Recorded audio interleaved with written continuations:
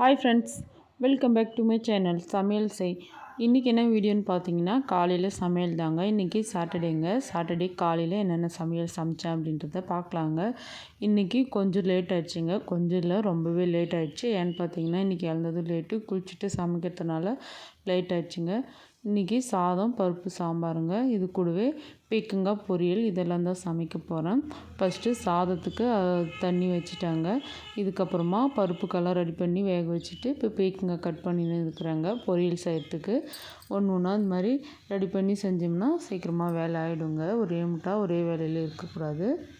குழந்தைங்களாம் குளிச்சுட்டு கீழே ரெடியாகின்னு இருக்கிறாங்க. நான் இன்றைக்கி சமைக்கிறதுக்காக வந்துட்டேங்க. காய் பார்த்திங்கன்னா ரொம்ப குட்டி குட்டியாக தாங்க வெட்டிக்கணும், பெரிய பெருசாக வெட்டினா வேகாது. குட்டி குட்டியாக வெட்டி கொஞ்சமாக தண்ணி வச்சு வேக வச்சுட்டு அதுக்கப்புறமா நம்ம வேர்க்கடலை தேங்காயெல்லாம் போட்டு பொரியல் செய்ய போகிறோம். இந்த பொரியல் பார்த்திங்கன்னா ரொம்பவே டேஸ்டியாக இருக்கும்.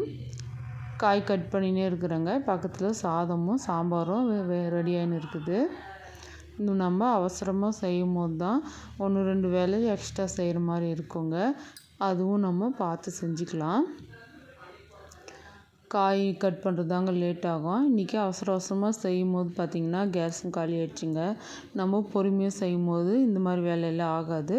நம்ம என்றைக்கு அவசரமாக செய்யும் போது கேஸும் காலி ஆகிடுச்சு. இதை இப்போ பூட்டிட்டு இப்போ சமைக்க போகிறோம். கேஸை ஃபிட் பண்ணிவிட்டு நம்ம சமைக்கலாங்க. இது ஃபிட் பண்ணுறதுக்கே கொஞ்சம் நேரம் ஆகிடுச்சி.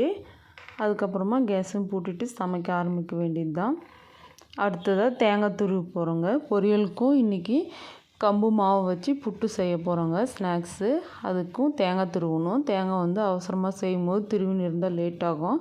அதுக்காக இந்த மாதிரி மிக்ஸி ஜார் எடுத்து குட்டி மிக்ஸி ஜார் எடுத்து இந்த மாதிரி கட் பண்ணி போட்டுக்கிறோங்க. கட் பண்ணிவிட்டு பல்ஸ் மூடில் நல்லா ஒரு நிமிஷத்துக்கு போல் அரைச்சி எடுத்தால் சூப்பரான தேங்காய் துருவல் ரெடி ஆகிடுங்க. அடுத்ததாக சாதம் எடுத்துகிட்டு அந்த அடுப்புலேயே நான் பொரியல் செஞ்சுக்க போகிறேன். அதில் ஒரு சொம்பு அளவுக்கு தண்ணி நல்லா கொதிச்சதும் பீக்கங்காயை கட் பண்ணி வச்சுக்கிறேன், அதை சேர்த்துக்கிறேன். கொஞ்சமாக உப்பும் சேர்த்து வேக வச்சுக்கலாங்க. இது வேகிறதுக்குள்ளே பார்த்திங்கன்னா கம்பு மாவு நம்ம ஏற்கனவே அரைச்சி வச்சுருக்கோங்க வீட்டில். அந்த மாவை வச்சு இன்றைக்கி புட்டு செய்ய போகிறோம். புட்டு பார்த்திங்கன்னா சாப்பிட்றதுக்கு ரொம்ப டேஸ்டியாக இருக்கும். இன்றைக்கி ஸ்நாக்ஸுக்கு அதுதான் செய்ய போகிறோம். எந்த அளவுக்கு தேவையோ 1 கப் அளவுக்கு புட்டு மாவு எடுத்து மிக்ஸி ஜாரில் சேர்த்துட்டு கொஞ்சம் தேவையான அளவு உப்பு தண்ணி சேர்த்து நல்லா பல்ஸ் மூடில் அரைச்சிக்கலாங்க. ஒரு சிலர் மாவு பிசைஞ்சும் போது புட்டு மாவு கரெக்டாக பிசைஞ்சால் தாங்க நல்லாயிருக்கும். கொஞ்சம் தண்ணி எக்ஸ்ட்ரா ஆகிட்டாவோ கொஞ்சம் குறைவாட்டாவோ புட்டு அந்த அளவுக்கு டேஸ்ட் நல்லா இருக்காது. நான் எப்பயுமே இது போல் தாங்க செய்வேன். புட்டு சாப்பிட்றதுக்கு பூ மாதிரி ரொம்ப டேஸ்ட்டாக இருக்கும். தண்ணி பார்த்திங்கன்னா ஒரே முட்டை சேர்க்கக்கூடாது. இது போல் நல்லா பொலன்னு அரைச்சி எடுத்துக்கலாங்க. தண்ணி நான் 1 கப் அரிசிக்கு 1/2 டம்ளர் அளவுக்கு தாங்க தண்ணி எடுத்துக்கிறேன். இந்த மாதிரி மாவு பிடிச்சிங்கன்னா இந்த மாதிரி பிடிச்சி உதுத்து வரணுங்க. அந்த அளவுக்கு நல்லா அரைச்சிக்கலாம்.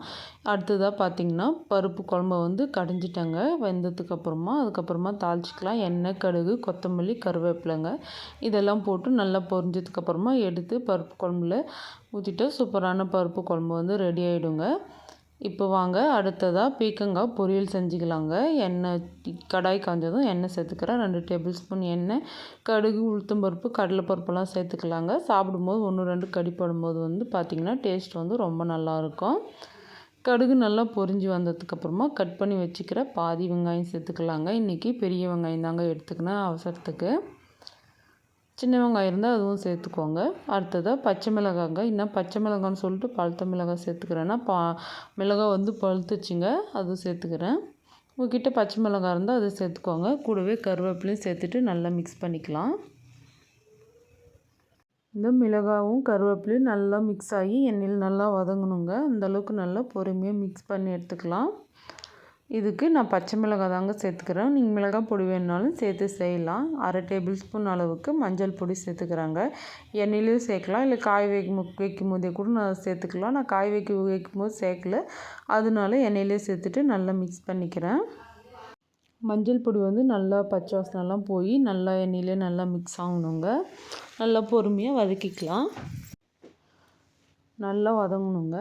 இதுக்கப்புறமா நம்ம காய் வேக வச்சுட்ட கொஞ்சம் தண்ணியோடு இருக்கும், கொஞ்சம் எடுத்துக்கிறாங்க.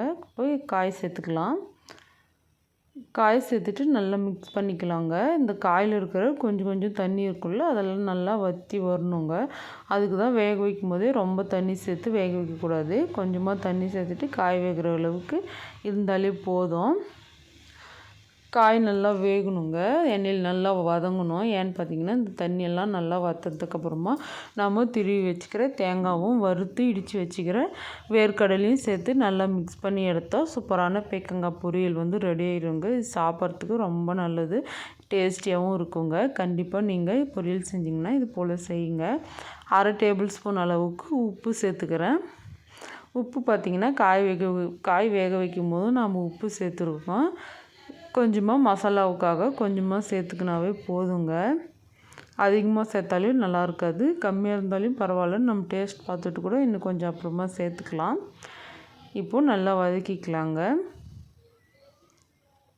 பீர்க்கங்காய் பொரியல்லே முட்டை கூட சேர்த்து செய்வாங்க. இன்றைக்கி முட்டை சேர்க்காம தேங்காயும் வேர்க்கடலையும் தாங்க சேர்க்க போகிறேன்.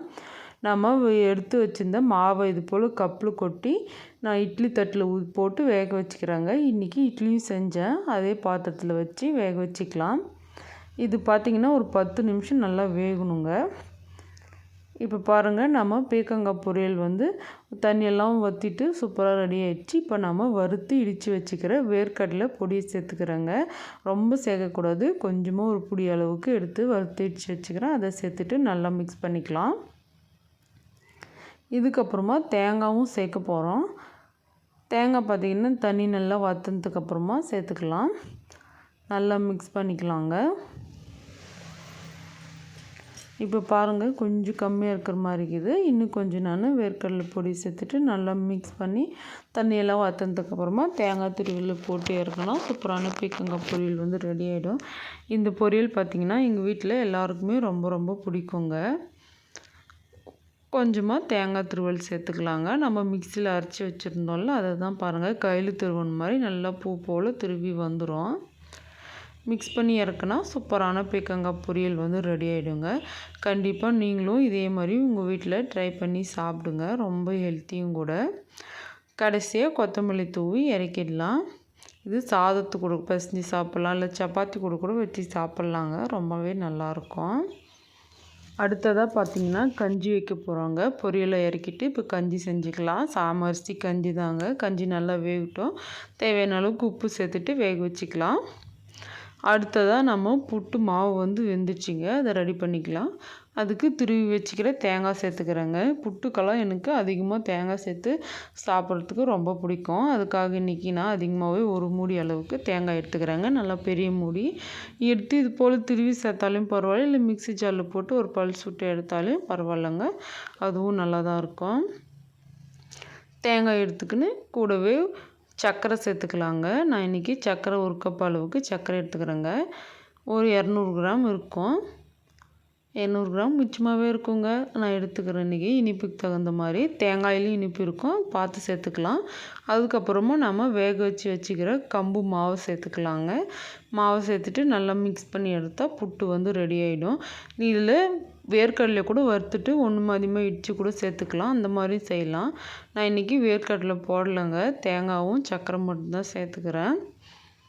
இந்த மாவெல்லாம் சேர்த்துட்டு நல்லா மிக்ஸ் பண்ணிக்கணுங்க. நான் வைக்கும்போதே கொஞ்சம் சின்ன கிண்ணத்தில் வச்சதுனால மிக்ஸ் பண்ணுறதுக்கு அந்தளவுக்கு வரலைங்க. அதனால் நான் பெரிய பாத்திரத்தில் சேர்த்துட்டு நல்லா மிக்ஸ் பண்ணி எடுத்துக்கலாம்.